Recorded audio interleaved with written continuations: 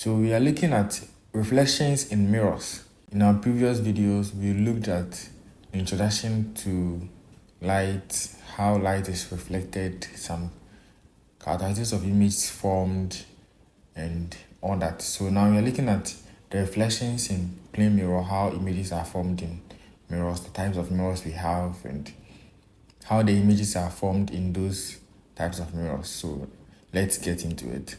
So reflection in a plane mirror occurs when light ray strikes a mirror and bounce back at the same angle as it hit the surface. So when light incidents a plane mirror and it bounces back, the same angle at which the light hits the mirror will be the same angle at which the light will be reflected, and this is what we term as reflection. And when an object is placed in front of a plane mirror, an image is formed on the mirror. Since there is reflection, there will be an image formed when the object is placed in front of the mirror.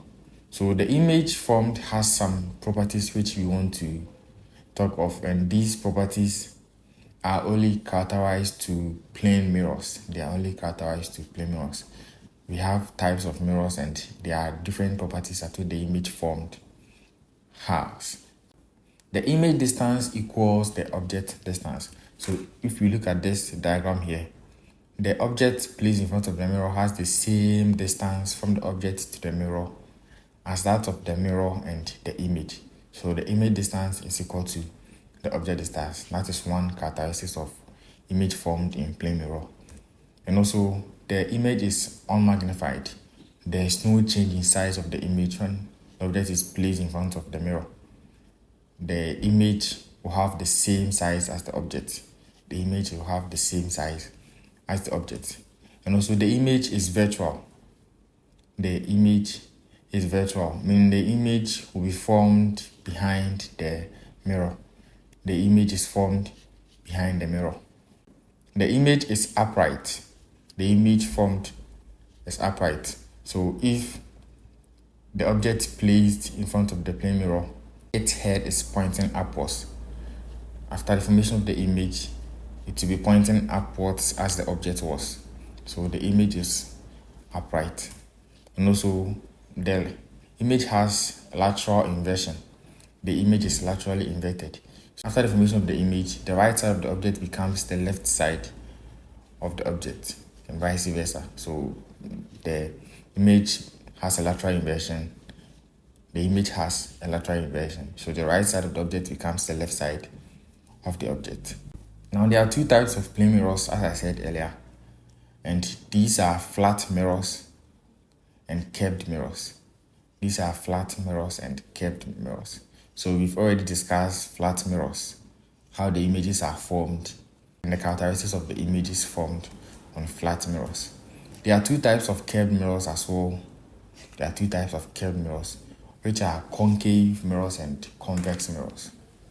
Concave mirrors and convex mirrors. So concave mirrors have the reflecting surfaces bulging inwards, whilst convex mirrors have the reflecting surface bulging outwards. So with concave mirrors, the images are formed inside the mirror, which is the curved one. So on the curved inside of the mirror, that's where the image is formed.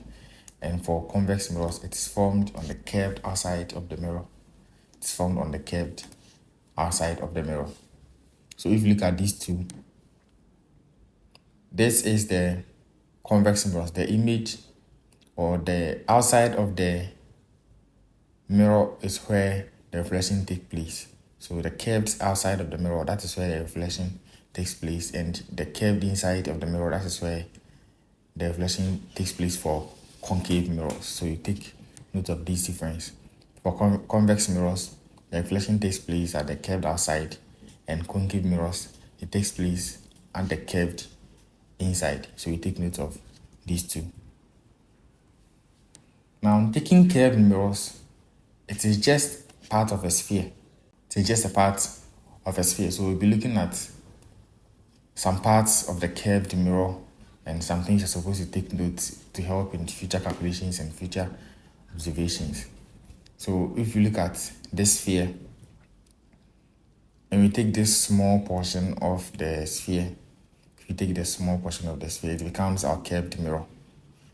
It becomes our curved mirror. So with this scenario, we are taking the inside to be the reflection part. You're taking the inside to be the reflection part. So if we are taking the inside to be the reflection part, and let's look at some parameters at which we will need for a curved mirror. So the center point of the sphere denoted by C. The center point of the sphere denoted by C. So this is the center point of the sphere.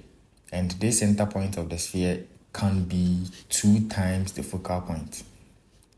It is 2 times the focal point. So we take note of that. C can be equal to 2f, or C is equal to 2f.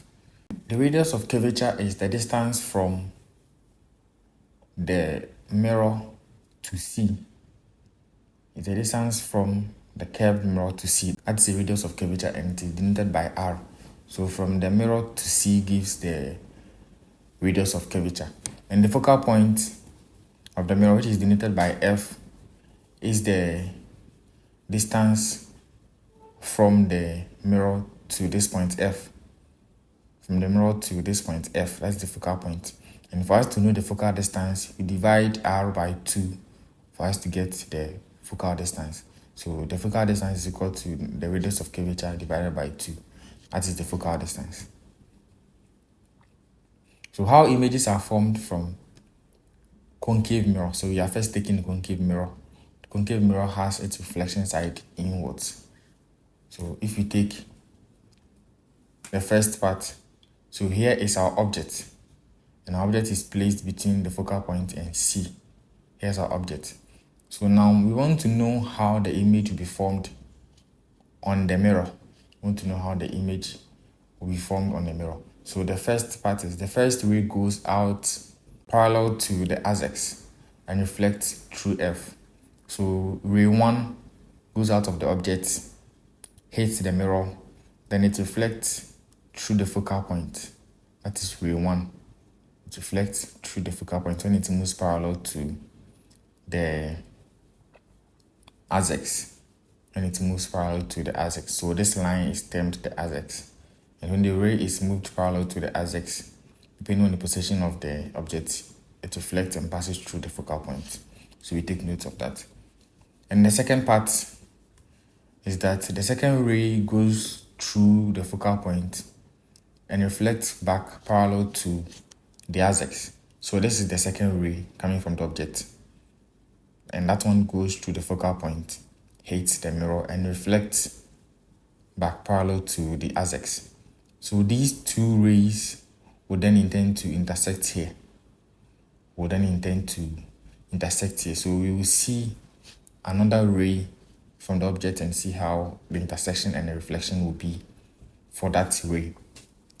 So for the third ray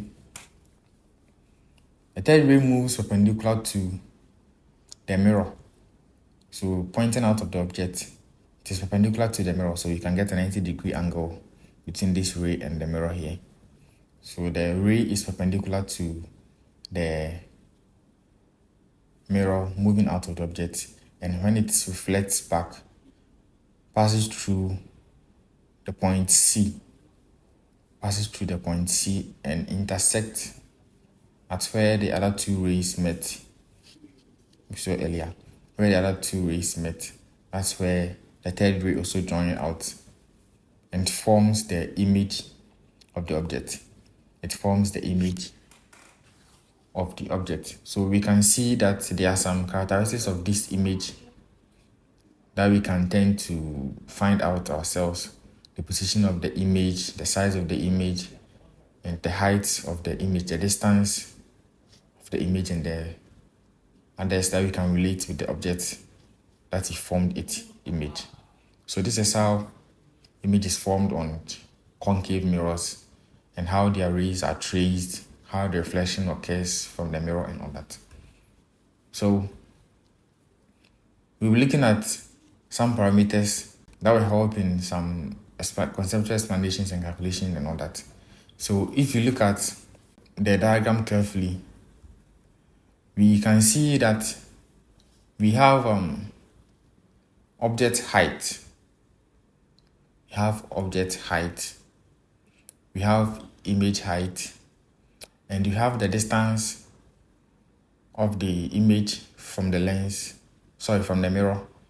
And you have the distance of the object from the mirror. And also we take note of the angles of reflection. They are the same because the incident will always be equal to the reflected. And also we have the focal length. We have the focal length. So the focal length is denoted by F. The object distance, which is from where the object is to the lens, is denoted by D0, and that of the image distance is by DI. So these are some of the parameters that we need in conceptual understanding and calculation when such diagrams and some questions are brought out from mirrors.